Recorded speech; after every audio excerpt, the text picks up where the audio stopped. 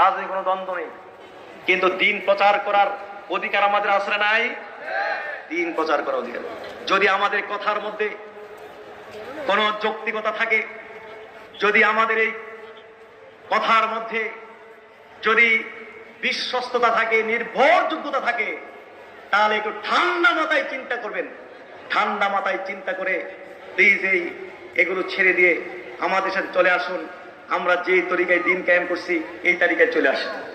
যদি এইভাবে আমরা সবাই মিলে কাজ করি, বাংলাদেশের সব মানুষ যদি আল্লাহর ওলি হয়ে যায়, নেককার দিনদার হয়ে যায়, এরপরে যেই ক্ষমতা আসুক না কেন, এটি তো দিন কায়েম হয়ে গেছে না। বলেন না সুবহানাল্লাহ। আর এই লাইনে আসে, তাইলে তাড়াতাড়ি হবে। আর ওইদিকে গেলে কাফেররা আমাদের শাসন করবে, শোষণ করবে।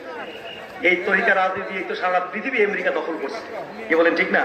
এই গণতন্ত্রের মালিককে আমেরিকা, জোরে কোন গণতন্ত্রের আমিরে আলা কেডা? Donald Trump. ডোনাল্ড ট্রাম্প আমিরে আলা চালাইতেছে, সারা দুনিয়া চালাইতেছে ডোনাল্ড ট্রাম্প। এই জন্য ওইখানে পূজা দিয়ে আইতে হয়। এই বিশ্বে যারাই রাজনীতি করে দেশ চালায়, ওই জায়গা মতো গিয়ে কি দিতে হয়? পূজা দিতে হবে, নাইলে টিকবে না।